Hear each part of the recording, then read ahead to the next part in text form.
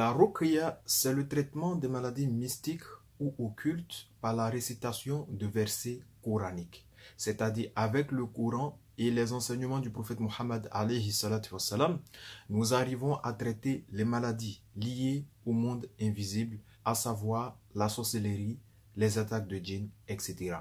Vous devez savoir qu'il existe 3 types de ruqya.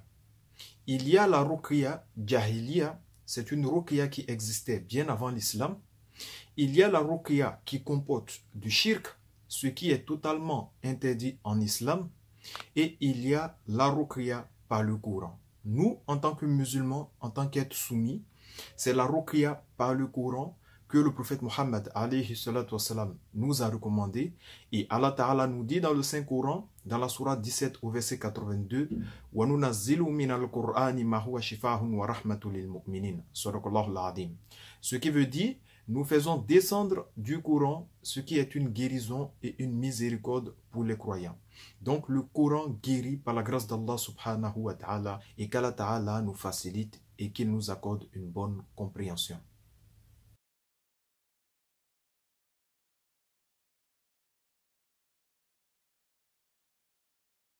Au fur et à mesure que le temps passe, nous constatons que les maladies mystiques ou occultes sévissent dans notre communauté et dans le monde entier. Face aux maladies mystiques ou occultes, les hôpitaux et dispensaires ne peuvent vraiment pas grand-chose. Nous devons donc créer de nouvelles structures qui sont adaptées à ces besoins pour que les personnes qui sont victimes de sorcellerie ou d'attaques de djinns puissent se soigner tout en étant dans le cadre le plus licite possible. Et c'est donc à cela que la structure ruqyatraitement.com apporte des solutions par la grâce d'Allah subhanahu wa ta'ala.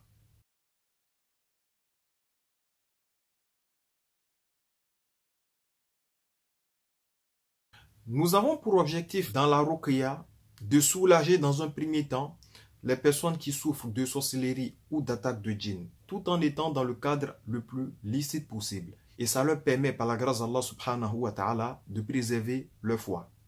Deuxièmement, la ruqya nous permet de faire la da'wa aux musulmans, aux non-musulmans et aux djinns. Aux musulmans qui viennent, qui ont commis des péchés, qui ont commis du shirk, on leur explique que voilà, qu'il faut se repentir. On en profite pour faire la da'wa aux musulmans qui viennent et qui ont commis des erreurs. Masha'Allah. Ça nous permet aussi de faire la da'wa aux non-musulmans parce qu'il y a des non-musulmans qui viennent se soigner. Et ça nous permet aussi de faire la da'wa aux djinns. Parce que quand on fait la ruqya à une personne et qu'elle tombe en transe, les djinns se manifestent et à travers cela, on arrive par la grâce d'Allah subhanahu wa ta'ala à convertir des djinns à l'islam. Et tout ça en étant dans le cadre le plus licite possible. Troisièmement, la ruqya nous permet de combattre le shirk sur toutes ses formes, de combattre le plus grand péché en islam, de sensibiliser sur le plus grand péché en islam, ce qui est très important parce que Allah Ta'ala nous dit dans le Saint-Coran, Innalladhina kafaru min ahlil kitabi wal mushrikin fin nari jahannam.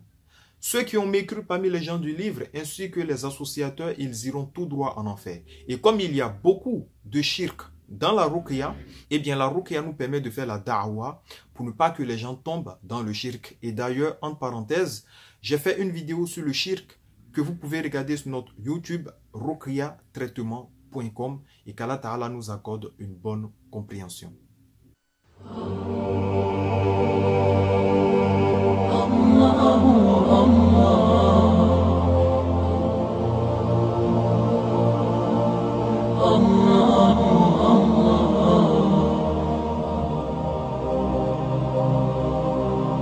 Allah